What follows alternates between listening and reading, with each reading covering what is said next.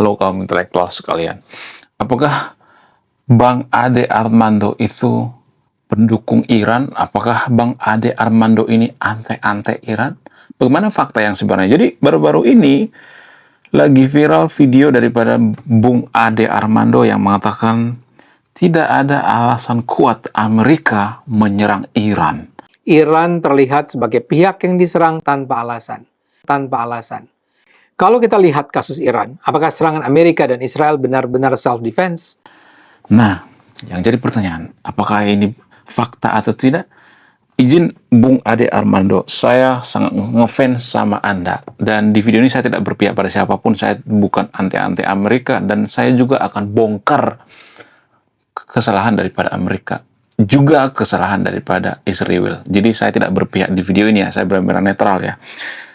Jadi saya izin menanggapi pernyataan daripada Bung Ade Armando yang mengatakan tidak ada alasan kuat Amerika membombardir Iran atau menyerang Iran. Yang menyerang duluan itu adalah Amerika. Nah, dalam konteks ini, Bung Ade Armando menganggap bahwa Iran itu adalah korban. Jadi saya akan membantah dengan data ya.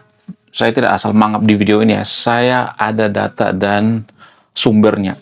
Jadi saya ngambil dari sumber yang independen. Saya akan tampilkan datanya di sini ya. Jadi kalau mau bantah pakai data ya. Jadi dulu ketika Donald Trump atau Presiden Amerika kampanye, maka Iran melakukan percobaan pembunuhan. Ini jarang dibongkar guys. Mohon maaf Bung Ade Armando ya, atau pendukung daripada Bung Ade Armando. Saya juga nanti akan bongkar kok kelemahan daripada Amerika atau kesalahan daripada Amerika. Jangan berpikir saya berpihak di sini ya. Jadi ada sebenarnya alasan daripada Amerika menyerang Iran. Apa itu? Menurut data, Iran berusaha membunuh Presiden Amerika pada saat kampanye. Ada percobaan pembunuhan. Ada seorang agen bernama Farhad. Nah, si Farhad ini ternyata dulu pernah tinggal di Amerika. Dia adalah seorang imigran. Nah, karena IRGC atau Iran tahu bahwa si Farhad ini adalah imigran di Amerika dan keturunan daripada orang Timur Tengah, lalu mereka merekrut si Farhad ini. Wow, luar biasa. Nah, bagaimana kronologinya? Kronologinya, si Farhad ini banyak kasus di Amerika, lalu dia dideportasi. Nah, setelah dideportasi, dia kerja di perminyakan di Iran. Nah, ketika intelijen daripada IRGC ini mengetahui ternyata ada bekas orang Amerika di negaranya, lalu direkrut kembali dan dikirim lagi ke Amerika. Nah, dari situ tuh awalnya dibiayai, dikasih duit yang sangat banyak sekali, sekitar 1,5 juta US dollar. Duit segitu banyaknya, ya siapa juga yang nggak mau ya kan? Lalu dia kembali ke Amerika. Nah, di Amerika dia merekrut orang untuk menghabisi Donald Trump. Tapi ini jarang dibongkar guys, ada datanya ya, ada sumbernya ya. Jadi mohon maaf sebesar-besarnya bagi pendukung Bung Ade Armando ya. Saya cuma membantah ya. Jangan berpikir bahwa saya itu agen-agen Amerika. Enggak ya. Prinsip saya itu kalau benar-benar, kalau salah-salah gitu ya. Jadi saya hanya mau counter video daripada Bung Ade Armando. Nggak ada alasan Amerika menyerang Iran gitu ya. Jadi agen yang saya masuk ini, si Farhad ini sudah mengakui dan diinterogasi oleh FBI. Dia mengakui digaji oleh IRGC atau pihak Iran itu sendiri. Sehingga apa? Sehingga ini alasan kuat bagi Amerika bahwa yang melakukan percobaan pembunuhan terhadap Presiden Amerika itu adalah orang Iran atau negara Iran. Iranlah yang mendanai. Jadi secara tidak langsung yang menyerang duluan pertama itu adalah Iran, bukan Amerika. Kalau misalnya mengatakan, oh kita ngelihatnya dari beberapa tahun yang lalu kok, beberapa tahun atau berpuluh-puluh tahun yang lalu Amerika dan Iran itu CS-an. Akrab mereka kalau kita ngomongin tentang hubungan gitu. Jadi jangan ini deh ya, jangan ngeyel gitu ya. Oh karena ini, karena itu, jangan seperti itu. Jadi ini fakta data. Kalau mau bantah pakai data atau fakta. Jelas-jelas kok diakui oleh si Farhad ini dia digaji oleh Iran untuk menghabisi Presiden Amerika. Kemungkinan besar inilah yang bikin Donald Trump itu kesel sama Iran. Ya, bayangkan kalau misalnya nih ada seseorang nih ya ngebunuh lu gitu ya, pengen ngebunuh gitu ya, terus ngegaji orang gitu ya. Apa lu dendam apa enggak? Ya pasti dendam dong, ya kan? Manusiawi dong ya. Ya, jadi ini fakta yang jarang dibongkar. Kemudian yang kedua, tidak hanya itu. Iran itu kan punya semboyan, matilah Amerika. Kenapa harus ada semboyan seperti ini? Matilah Amerika. Emang nggak ada semboyan yang lain gitu? Emang nggak ada yel-yel yang lain gitu? Kenapa harus mati Amerika? Jadi kalau misalnya nih ya, katakanlah ya, contoh misalnya, Malaysia punya semboyan, matilah Indonesia. Sementara Malaysia dikabarkan, contoh misalnya ya, ini hanya contoh ya, dikabarkan punya instalasi nuklir. Apa kita nggak takut? Takut dong, ya kan? Sama halnya dengan Iran. Iran kan punya instalasi nuklir ya, walaupun ya tidak terbukti mereka punya nuklir. Ya, itu kan spekulasi ya. Yang jelas mereka punya instalasi nuklir. Ada beberapa titik instalasi nuklir. Nah, ketika misalnya nih kita ibaratkan dengan negara tetangga kita Malaysia punya instalasi nuklir, lalu mereka punya semboyan, matilah Indonesia, matilah Indonesia. Apakah kita nggak takut? Takut dong. Jadi video ini mengcounter pernyataan daripada Bung Ade Armando, Amerika itu tuh nggak punya alasan kuat untuk menyerang Iran. Ada guys. Ya, jadi kita harus jujur di video ini ya, kaum intelektual itu harus jujur ya, orang yang berlogika itu harus jujur, tidak boleh menutup-nutupi. Kemudian tidak hanya itu, pemimpin tertinggi Iran yaitu Ayatollah Ali Khamenei, ini menurut data ya, ini data dari Detik News. Data dari Detik News mengatakan Ayatollah Ali Khamenei ketika menyerang Israel, sengaja saya plesetin ya, mohon maaf ya, karena takut di-ban sama YouTube. Ketika Ayatollah Khamenei menyerang Iran, dia bawa dalil-dalil, bawa ayat-ayat kitab suci. Nah, itu artinya sebenarnya yang menyerang duluan sekutu daripada Amerika atau Israel ini siapa? Iran kan? Bayangkan gini guys ya, Amerika itu kan sekutu daripada Israel. Ya, Iran juga tahu itu kan. Iran bersekutu dengan siapa? Bersekutu dengan Rusia misalnya atau China misalnya. Amerika juga tahu itu kan. Nah, kalau misalnya Rusia diserang atau Iran diserang, pasti salah satu ada yang sakit hati kan, sama seperti Amerika gitu. Amerika itu kan punya sekutu bernama Israel. Itu udah jelas ya. Kemudian selain itu ya, ada percobaan pembunuhan terhadap Perdana Menteri Israel sebelum perang dimulai. Ya, sekitar tahun 2024 atau tahun 2025. Jadi kalau ada yang mengatakan nggak ada alasan Israel atau nggak ada alasan Amerika menyerang Iran, itu menurut saya itu sangat logikal fallacy. Itu tidak logis ya. Ada datanya ya. Ada datanya. Menurut data dari Detik News, orang Iran atau pejabat Iran atau IRGC merekrut mata-mata dari orang Israel itu sendiri. Ya, direkrut jadi mata-mata dan melakukan percobaan pembunuhan terhadap Perdana Menteri Israel. Itu artinya, kalau rencana mereka berhasil, berarti yang nyerang duluan kan Iran kan? Jadi seolah-olah Iran itu adalah korban gitu. Padahal sebelumnya mereka melakukan serangan kok. Cuman permasalahannya gagal gitu. Nah, di sini yang jadi pembeda adalah serangan gabungan Amerika dan Israel ketika menyerang Ayatollah Khamenei itu berhasil. Sementara serangan daripada Iran gagal. Itu yang jadi permasalahan. Ya, kalau serangan daripada Iran ini berhasil, apakah Bung Ade Armando akan mengatakan bahwa Iran itu jahat ya? Apakah dia akan membela Israel? Jadi ini yang harus kita pahami ya. Saya tidak membela Amerika di sini ya. Saya juga akan bongkar kok kesalahan daripada Amerika.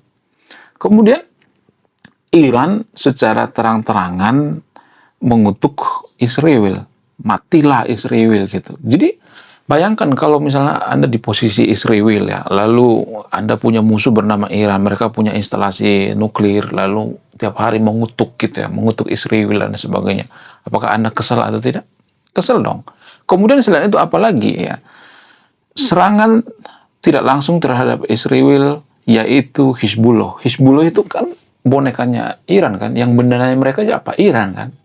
Kemudian tidak hanya Hizbullah, Hamas ya. Cuman Hamas kan sudah ditaklukkan sama Israel kan. Kemudian tidak hanya itu, Houthi gitu. Bayangkan ya, Iran itu membiayai Houthi. Ada dananya guys, ada datanya.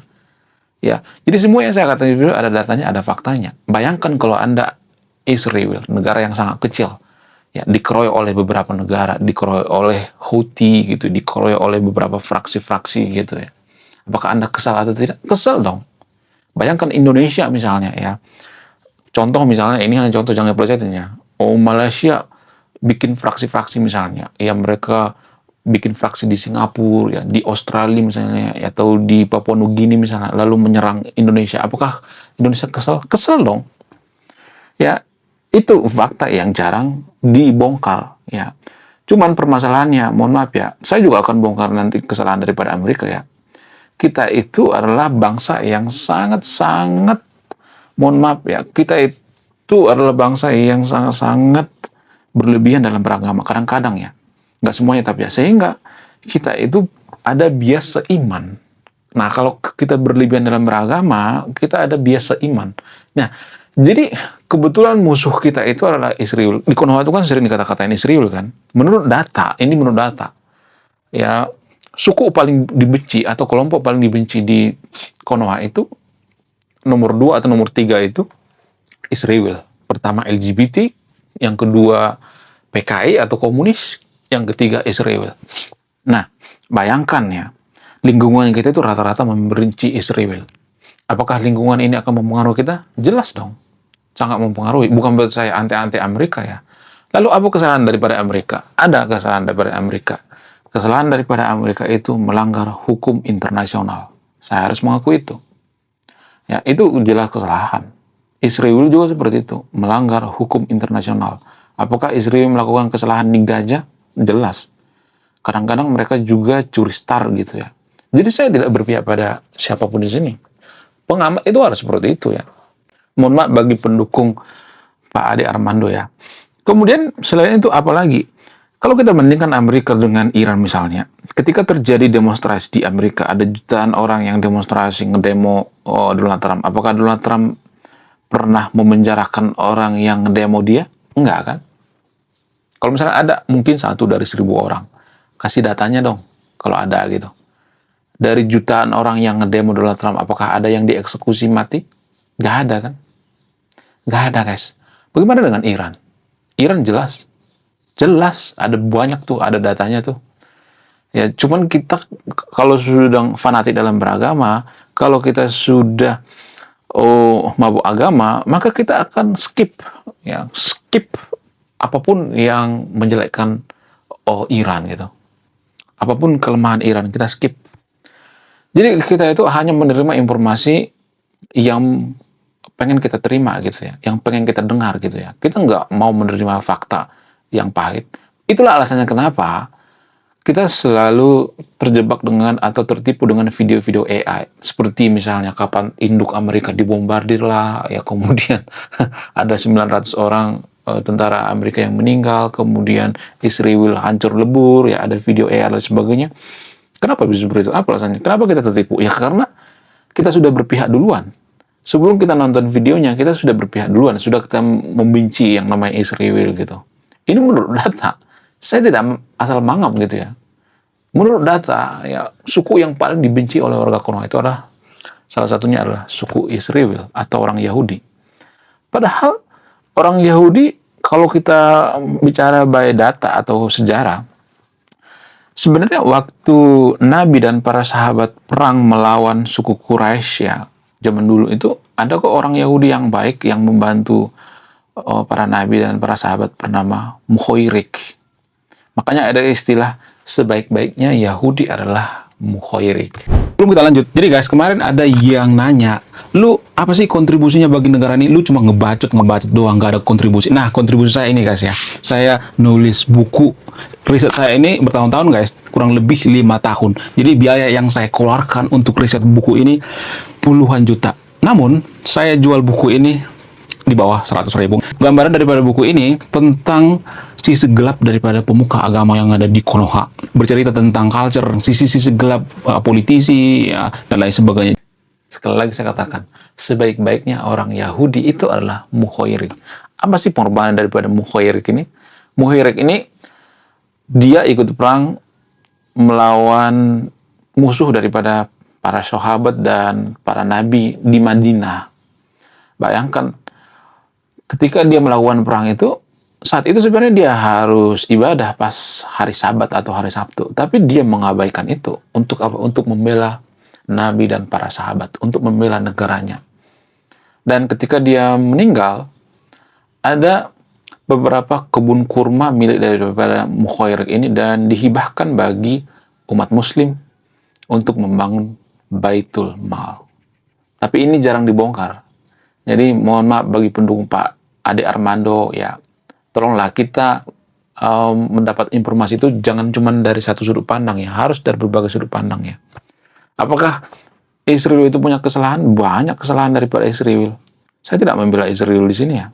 Apakah ada orang jahat di Israel? Ada. Apakah orang Iran itu semuanya jahat? Enggak. Apakah ada orang baik di Iran? Ada. Tentu saja ada gitu. Kemudian apalagi yang jarang dibongkar oleh seputar perang antara Israel dan Amerika ini? Ada beberapa fakta yang jarang dibongkar. Dan ini sebenarnya aib bagi warga Konoha. Kalau saya bongkar ini, mungkin warga Konoha akan kejang-kejang keloncotan berjamaah. Apa itu? Faktanya adalah perang antara Amerika dan Iran ini, atau Israel versus Iran ini sebenarnya perang kepentingan. Saya tidak berpihak di sini ya. Iran punya kepentingan di Timur Tengah. Apa kepentingan dari Iran? Kepentingannya itu untuk menguasai Timur Tengah, jadi penguasa di Timur Tengah. Kemudian Iran juga pengen menegakkan yang namanya khilafah. Supaya apa? Supaya umat Islam berjaya. Ya mirip-mirip seperti kekhilafahan Ottoman gitu ya.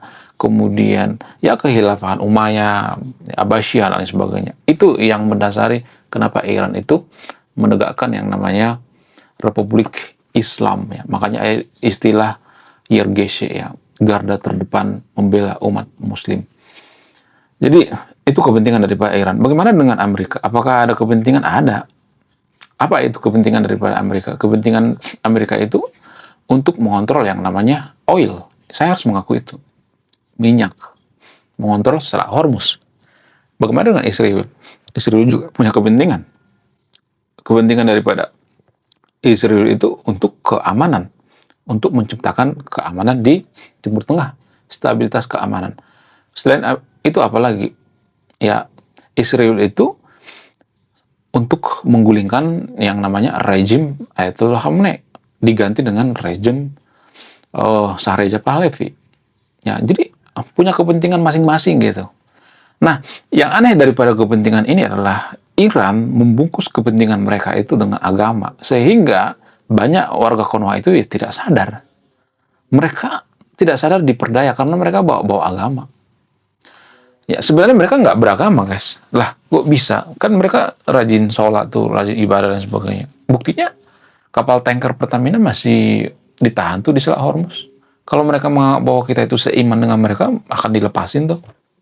Ya itu kalau bicara objektif ya.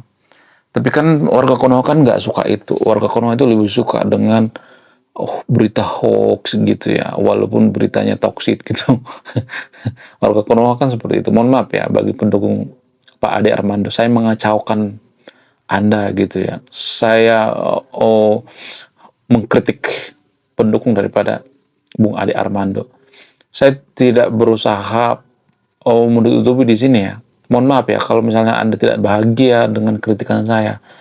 Ya setidaknya Anda bisa melihat dari berbagai sudut pandang gitu ya. Bagaimana dengan perang yang ada di Timur Tengah ini? Apakah perang yang ada di Timur Tengah ini akan berlangsung lama atau tidak? Apakah ini cuma sebentar doang atau tidak? Siapa yang menangkan perang? Apakah yang menang itu Iran? Apakah yang menang itu Israel dan Amerika? Bagaimana fakta yang sebenarnya? Jadi gini guys, banyak tuh warga Konoha yang mengatakan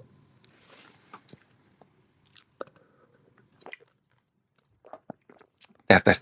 Jadi gini guys, banyak tuh warga Konoha yang mengatakan Iran itu pewaris daripada Persia. Padahal itu dua hal yang berbeda guys. Persia dengan Iran itu dua hal yang berbeda. Secara ideologi mereka berbeda. Persia itu ideologinya Zoroaster. Mereka sangat-sangat dekat dengan leluhur mereka, yaitu Zoroaster. Kalau sekarang ini ideologi apa? Ideologi Islam. Dua hal yang berbeda. Mental mereka juga berbeda. Kalau misalnya mengatakan, oh sampai sekarang masih bertahan. Guys, dalam berperang itu, bertahan itu bukan suatu kemajuan. Itu bukan suatu kemajuan. Dalam perang itu yang paling utama itu ya membunuh pemimpin-pemimpinnya.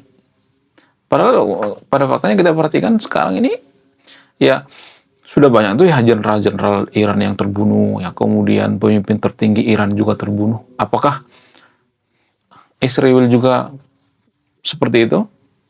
Enggak tuh, enggak ada tuh jenderal yang meninggal. Bagaimana dengan Amerika? Enggak ada.